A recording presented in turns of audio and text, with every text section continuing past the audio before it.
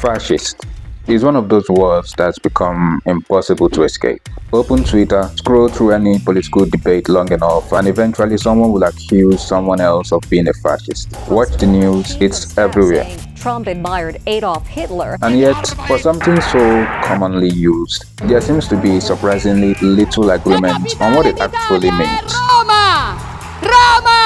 Ask 10 people what fascism means and you probably get 10 different answers. Some picture military dictators, others will think of ultra-nationalism, someone else immediately jumps to censorship or political repression. All fair answers, but at this point it's synonymous for things or people I don't like personally. So what is it? Here's what's interesting. Whether you think these labels are exaggerated or whether you think they are absolutely justified, everyone uses it.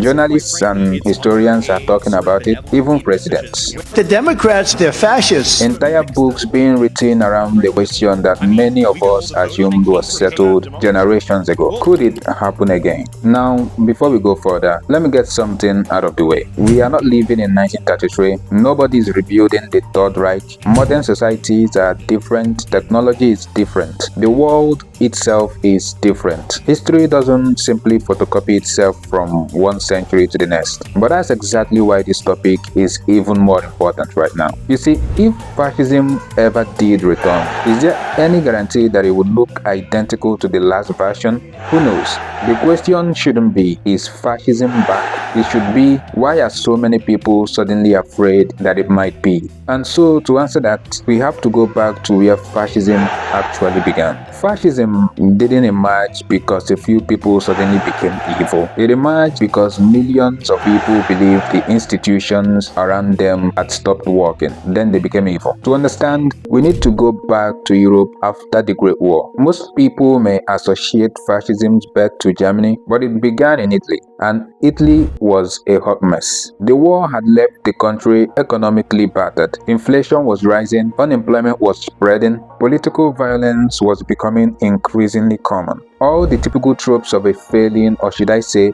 failed state were present.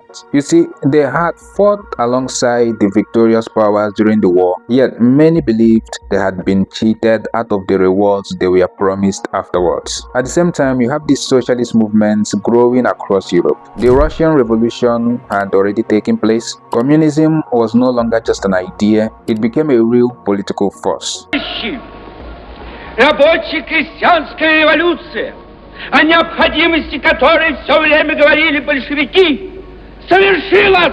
For the average person, the future felt uncertain and the present was definitely chaotic. Faith in traditional institutions was completely gone. Sound familiar? Now, obviously, modern societies are not post-war Italy, but this pattern right here shows up throughout history. When people lose confidence in the future, they begin looking for certainty. When institutions appear weakened, they begin looking for strength. And when politics starts feeling chaotic, people become far more willing to accept leaders who promise order. That's where Benito Mussolini enters the story. Mussolini didn't present himself as a defender of democracy. He presented himself as the man who could restore stability. At a time when Italy wanted a strong leader, a strong nation, and a return to power, his movement promised unity. Unity through discipline, national pride, action, no matter the cost, not endless political arguments. And for millions of Italians exhausted by instability, the message was incredibly appealing. That's the thing about fascism. It rose by convincing people they were supporting something virtuous and necessary. It's tricky like that because it presents itself as the solution. The problem with discussing fascism today is most people imagine it as a finished product. We are all aware of the uniforms, the dictators and rallies they inspired, the wars and concentration camps that came with it, the ending. But that's not how fascism first appeared to the people living through it.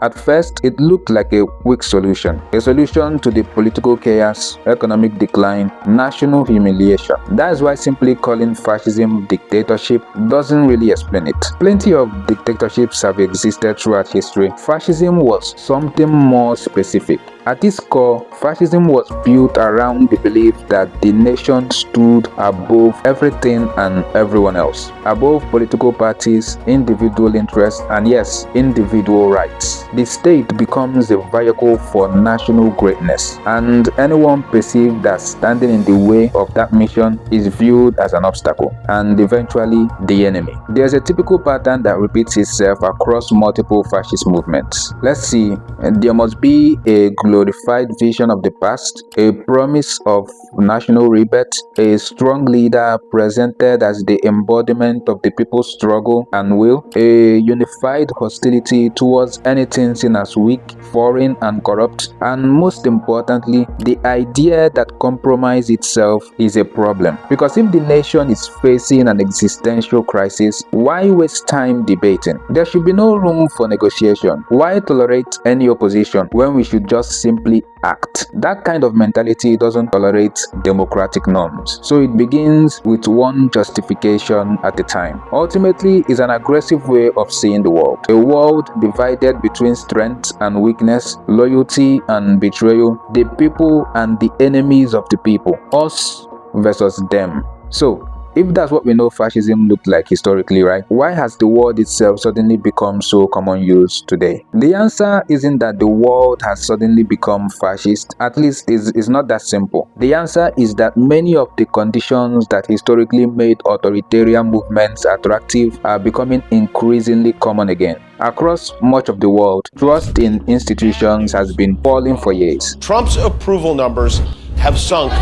At the same time, people are becoming increasingly frustrated with the status quo. Housing feels less affordable, economic mobility feels harder, political systems feel stuck and stagnant, and social media has amplified every crisis into a permanent spectacle. So it's not really that difficult to see why many people feel something is fundamentally broken. If enough people begin believing the system no longer works for them, they start looking elsewhere for answers. Sometimes those answers come from traditional politics, other times they may come from outsiders, but the common thread is that the leaders would openly promise to bypass the political and bureaucratic processes entirely. That's where the comparison starts. Certain political teams gradually keep reappearing. The belief that only strong leadership can solve complex problems. The idea that the country has been weakened by internal enemies. Again, none of these things automatically equal fascism.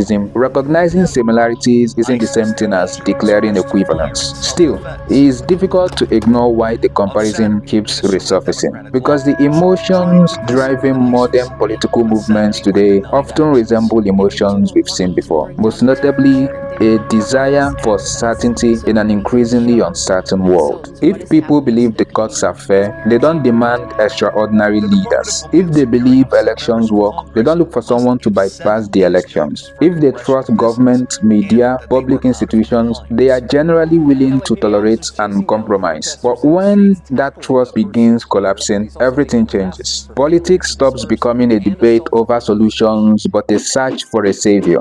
Someone who promises to cut through the bureaucracy, ignore the experts, defeat the corrupt elite, fix everything, and preferably do it fast. Historically, this is where strongman politics tend to flourish. Only decisive leadership can restore greatness. The details may change, but the pattern rarely does, which is exactly why so many people have started drawing historical comparisons in the first place. The truth is, modern politics does contain similarities of the past, is present in rising nationalism, a growing distrust of institutions, in increasing polarized societies, the appeal of strong leaders, in political movements that frame opponents not as rivals but enemies. The similarities are very real for sure. Ignoring them would be irresponsible. But at the same time, there are also major differences. Modern society remains far stronger than it was in many countries during the early 20th century. Modern propaganda looks a lot different. So why would anyone expect a modern authoritarian movement to follow the exact same blueprint? If fascism emerged today, It wouldn't be competing for power in a world of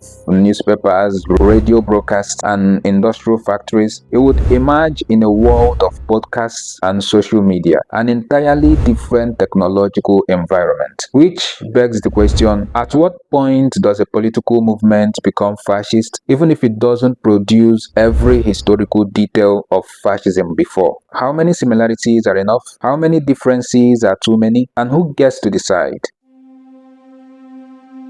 So, is this fascism? Not in the way most people would imagine it. No Mussolini posing on a balcony, no Hitler screaming at the top of his lungs. History doesn't work like that. But that's exactly the point. The danger is never that the 21st century would perfectly recreate the 20th. The danger is expecting it to. If we are waiting for fascism to return wearing the exact same uniform, then we've misunderstood how it works. The lesson of the last century wasn't watch out for men with funny mustaches. It was that democracies are not guaranteed. Public trust is not guaranteed. Political stability is never guaranteed. And whenever people stop believing in those things, they start looking for radical answers. So, it's not a matter of whether we are living in the 1930s. We are not. It's whether we've become so focused on the last version of fascism that we will fail to recognize the next one. School is not important and work is not important. Nothing's more important than stopping fascism, because fascism will stop us all. We're going to have to fight, we're going to have to struggle, we're going to have to struggle relentlessly to bring about some peace, because the people that we're asking for peace, they're a bunch of megalomaniac warmongers, and they don't even understand what peace means. And we've got to fight them, we've got to struggle with them to make them understand what peace means.